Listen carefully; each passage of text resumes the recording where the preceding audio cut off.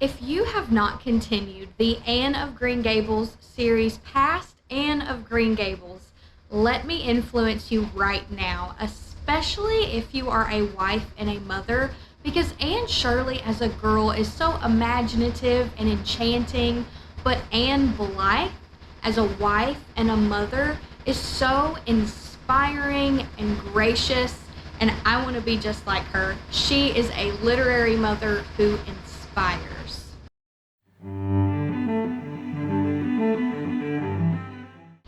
Hello friends, and welcome to my channel. My name is Haley and I am a Christian wife, homeschooling mother of 3, out to redeem my very own literary education.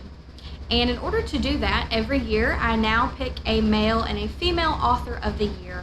And my female author of the year is none other than L.M. Montgomery.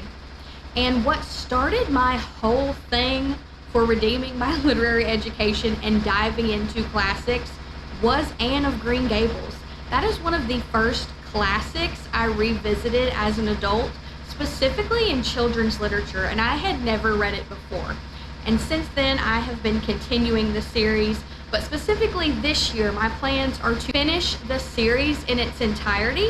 And so the last Anne of Green Gables that I just finished was Anne of Ingleside. This is the 6th book in the Anne of Green Gables series, and we now see Anne as a wife and a mother to several children, and she is just in the thick of it in that season. So in the last book, Anne's House of Dreams, she is a new wife and a brand new mother, both for the very first time. She's a newlywed, she's a new mom. But in this book, she is a seasoned mother, and let me tell you, Anne has retained all of her imagination. She has retained all of that fun, quirky side of her, while still being a really gracious woman. And I find that truly inspiring. At the beginning of Anne of Ingleside, we have Anne and Diana arm in arm, kind of rediscovering all of their old haunts as children and reminiscing on their childhood youth and just still seeing everything as the young girls that they were. And I thought that was so beautiful as a wife and mom in this season of life, to remember to retain my imagination and to still see life lovely and through the eyes of a child, because that's how God wants me to see the world. But this book was just so funny. Something I love about L.M. Montgomery's writing is that all of her quirky characters will absolutely make you laugh out loud. My favorite character in this book actually isn't Anne, it is Susan Baker, who is the older woman that lives with Anne and Gilbert and helps them with the cooking and the cleaning and the children. And she is very much of a different kind of spirit. So the best way that I can wrap up Susan Baker is by this quote. "It will be gone by that time, Susan. Look at that enormous white cloud towering up over the hollow with its rosy pink top. Wouldn't you like to fly up and light on it?" Susan had a vision of herself flying up over the glen, dishcloth in hand, to that cloud. It did not appeal to her, but allowances must be made for Mrs. Dr. Dear just now. That is hilarious. So Anne is kind of this really imaginative and enchanting person who sees life through a rosy lens, and Susan Baker is a different kind of spirit, kind of a more practical, no nonsense, but still has enough humor within her to be a kindred spirit. But something I loved is that Rebecca Dew from Anne of Windy Poplars shows back up to visit, and instantly the book says that her and Susan Baker identify themselves as kindred spirits. And I feel like they are also on the level of Marilla and Mrs. Rachel Lynde. So you're kind of either like an Anne or you're kind of like Susan Baker, Rebecca Dew, which is just kind of interesting because I sort of see myself as both. I think outwardly people who know me would probably assume that I am more like a Susan Baker, but in my mind and my imagination, I kind of lean more towards like an Anne. But what I loved most about this book was the way Anne carries herself as a mother. So there are a couple of things that she does as a mother that I just want to incorporate into my own life. So the first thing she does is that she always takes her children seriously. No matter what their fancy is, she will engage with them in it. So she has one child, Walter, who's very similar to herself and sees the world through a poetic lens, and she will talk with him kind of in that same fanciful way and sort of agree with him in his belief of fairyland. But she also takes them seriously when they have kind of those children trifles that seem absolutely ridiculous to us, but the children are so serious about it. And she listens to them and takes them seriously, even when she wants to laugh. And the book always says that after an encounter like that, she will either go off into a different room or recount the thing with Gilbert, her husband, and laugh with Gilbert or laugh with Susan over what happened. But when she's speaking to that child, she takes them very seriously. So that's something that I now want to do after reading this book, which, you know, you like to say you do those things, but do I really? Probably not. I probably laugh when I see my kids do something ridiculous, but I'm going to take them more seriously, because as Charlotte Mason says, if you're in that homeschool world, children are born persons. The lens and perspective they currently see the world from is very real and very serious to them. So I'm going to treat them seriously. But the next thing that Anne does that I really appreciate is that she lets life teach its natural lessons. So in Anne of Ingleside, we're not only following Anne, but we're following the stories of her various children who each kind of have their own chapter and adventure in life. And it's very charming and delightful. It kind of reminded me of Little Men by Louisa May Alcott. So I think Ellen Montgomery writes childhood very well and very funny, but true to their nature.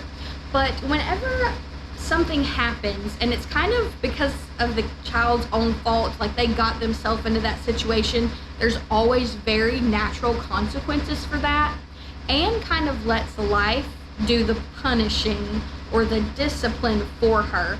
So after a child is clearly repentant and they have clearly talked this over with Anne and obviously took away a lesson, she doesn't go beyond that. She's not, you know, whooping them or she's not grounding them. She just talks with them and makes sure that they understand what they did was wrong. And they do, you know, life does teach them those natural consequences, and she kind of lets that be as long as she makes sure the child understands. And so that's something else I loved about Anne as a mother.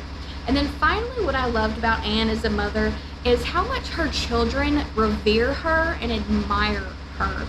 So she is just this enchanting creature, this magical fairy to all of her children. They are obsessed with her. They love her. They think she is so kind and loving and trusting. And that's just kind of the view all of us mothers want our children to see us through. Yes, Anne is a fictional character, but the life she creates for these children at Ingleside is very beautiful. It is full of flowers and lovely things. She creates such a beautiful home environment. It kind of reminds me of some of Sally Clarkson's books, like A Life-Giving Home or A Waking Wonder. Anne is that kind of mother within the home, and because of that, her children love and respect her for doing that. And she is Queen Anne of her home. But the final thing I really loved about this book is seeing Anne be realistic near the end.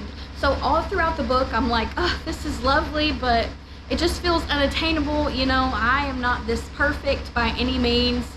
And the second her marriage comes into question, when her and Gilbert have to have an encounter with his old flame, Christine, and Christine looks so lovely and is being so just like snippety and snarky to Anne and condescending, and Anne is actually jealous and worried about Gilbert, and everything is just going wrong and she is being snappy with everyone. I finally thought, okay, like this is a real motherhood and marriage moment, because we're not always so sure of ourselves. But she herself walks through a life lesson and comes out on the other side better for it. And I loved it. So far, this is probably my favorite or second favorite in the Anne of Green Gables series. Anne of Ingleside and the fifth book, Anne's House of Dreams, have been my favorite so far. but I think it's just because Anne is finally in a relatable season of life for me. I have loved all of these. There is a Christian aspect in these books that is just absolutely so dear and precious, and I wish more people talked about the Christian side of Anne of Ingleside because it's great. You'll also love all of these small town gossip and quirks and characters. It's wonderful. So if you haven't made it this far in the Anne of Green Gables series, I highly recommend you do so, and I can't wait to read the final 2 books in the series and conclude it. So I'm going to wrap up this video with a few quotes from Anne of Ingleside that I put into my commonplace book, which is something I always want to do in my videos, but I always forget to do. The first quote is, "I'm always sorry for children who don't spend a few years in fairyland."